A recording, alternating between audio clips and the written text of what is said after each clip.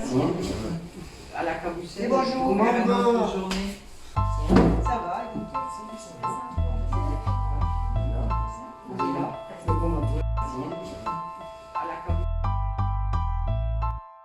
Sur le 15e arrondissement, c'est tout à fait nécessaire puisqu'on a du logement neuf et dans lesquels il faut aussi bien aérer, mais on a aussi beaucoup de logements anciens avec des problématiques d'humidité, de mauvaise isolation. L'été, il fait très chaud, donc en fait, on lutte pour refroidir nos logements. Et en hiver, on a un ressenti qui est différent, c'est-à-dire qu'on a facilement froid. Donc c'est sûr qu'en hiver, même à Marseille, on peut avoir des logements à 15 ou 10 degrés sans trop de soucis. Hein. Et donc ça, c'est pas acceptable pour la population.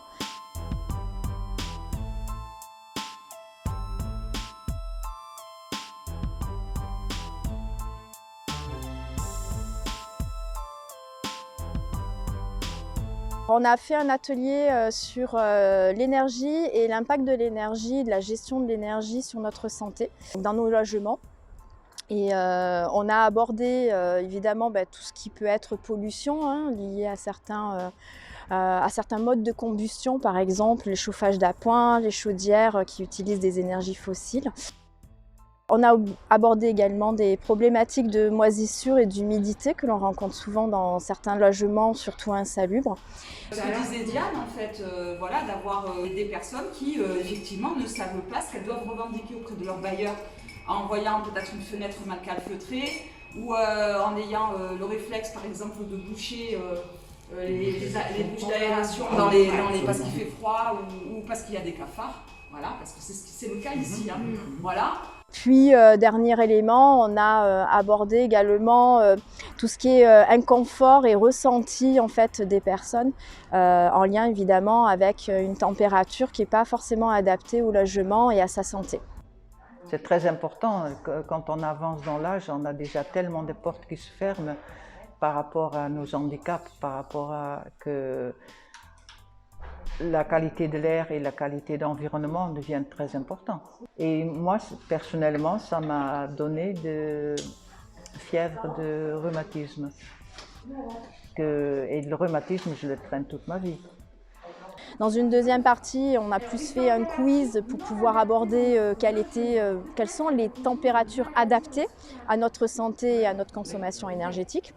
l'air ambiant intérieur a une température. Vos murs aussi, les fenêtres ont aussi leur propre température. Et en fait, la température ressentie, en fait, ça va être la température de la pièce, plus l'extérieur divisé en deux. Les parois divisées par 2. Et puis, une troisième partie de cet atelier a consisté en fait à repérer les bonnes pratiques pour protéger sa santé et puis garder une facture électrique correcte. Alors déjà, bien aéré, 2 fois par jour, donc une fois le matin, une fois le soir. C'est très important pour faire évacuer les polluants. Ne pas calfeutrer les ventilations et les entrées d'air. De trouver justement des moyens pour limiter cette sensation de froid, donc d'air. Donc par exemple utiliser des rideaux qui en fait arrêtent l'entrée d'air froid. Nettoyer ses grilles d'aération au moins une fois par an. Également ne pas surchauffer le logement si c'est possible, si les parois ne sont pas trop froides. Parce qu'on va baisser le taux d'humidité jusqu'à un air trop sec.